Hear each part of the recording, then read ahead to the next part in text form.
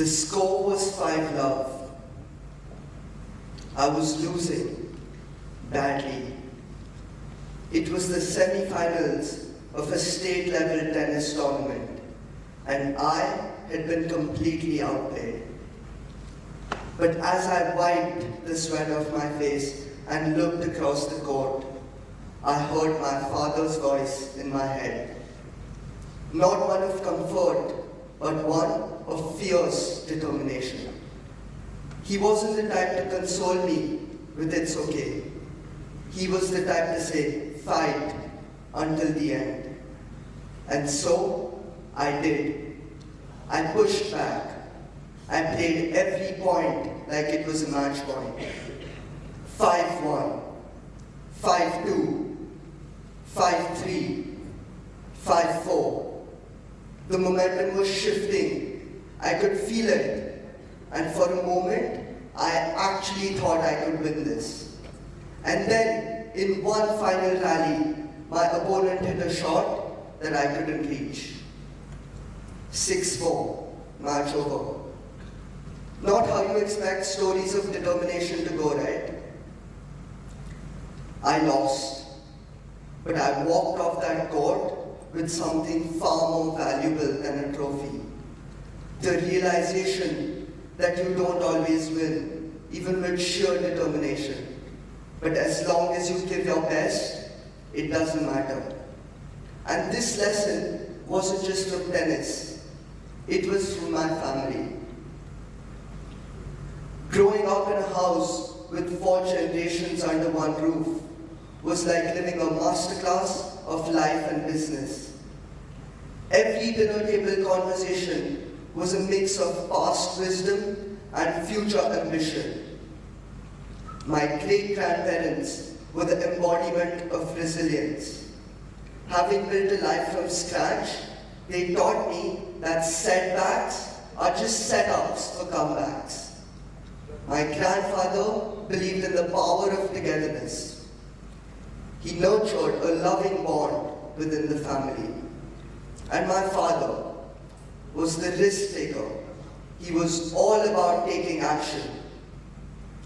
Seeing him navigate through high-stake business decisions in life taught me that knowledge without execution is meaningless.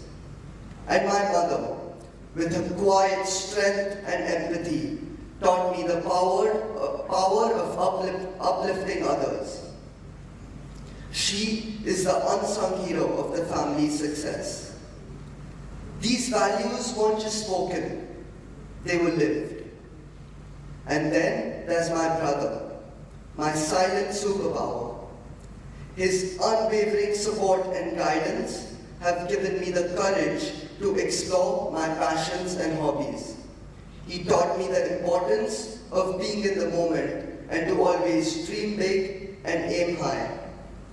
Most importantly, he taught me the true value of human relationships and how they are superior to any materialistic pleasures. Beyond family and experience, spirituality was my anchor. The wisdom of my spiritual masters and gurus taught me the ultimate purpose of life and gave me the clarity in chaos and strength in struggles. At times, we must surrender to the divine and let the divine guide our way. And there are many ways to connect with the divine. Through prayer, through devotion, through reflection. And for me, that connection was through music. Playing divine hymns on the tabla wasn't just about rhythm, it was a meditative experience.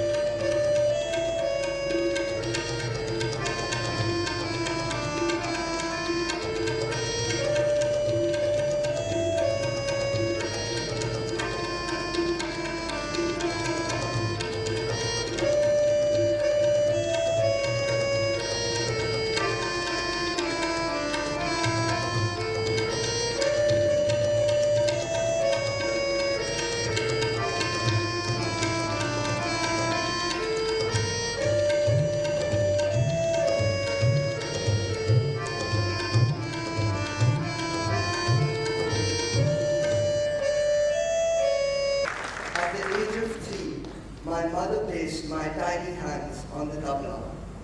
Not because she wanted me to be a musician, but because she had read that tabla playing stimulates both hemispheres of the brain, improving focus, coordination, and problem-solving skills. But the tabla became much more than that for me. It became my first teacher in discipline, patience, and precision. Learning the tabla wasn't easy. Hours of practice went into even perfecting a single composition.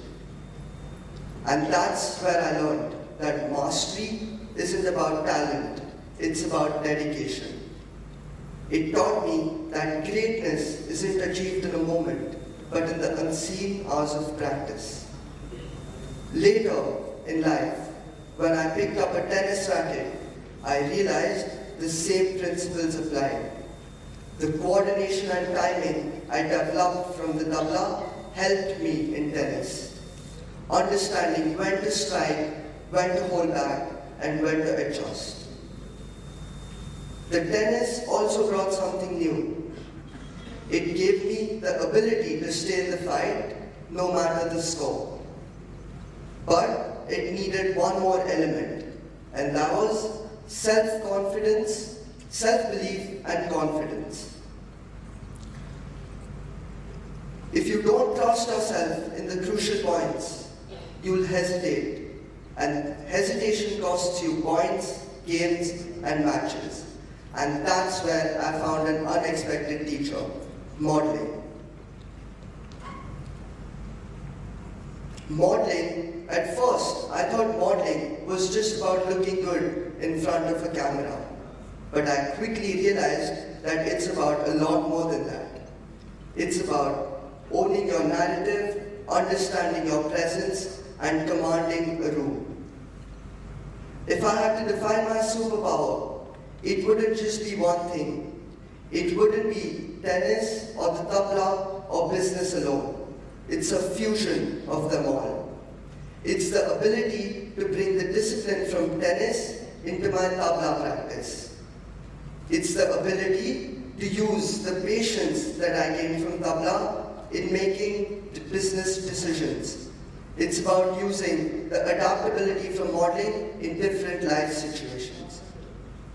And that's my superpower, the harmony between these rhythms, the foundation built by my family, and the experiences that shaped me. If there's one thing I hope you take away, it's this. Your roots are your greatest strength, and you need to learn to embrace them. The values passed down through generations, the experiences you've embraced, and the passions you've cultivated. These are your secret superpowers. That day on the tennis court, I lost, but I walked off that court with something way more valuable than a trophy. The realization that winning, that the game isn't just about the final score or about winning. It's about how you show up, how you fight, and how you carry those lessons forward. So, I ask you, what are your rhythms? What superpowers lie in your roots? Find them, embrace them, and let them guide your way. Because the strongest people aren't just those who work hard. They are the ones who know where they come from and where they're headed. Thank you.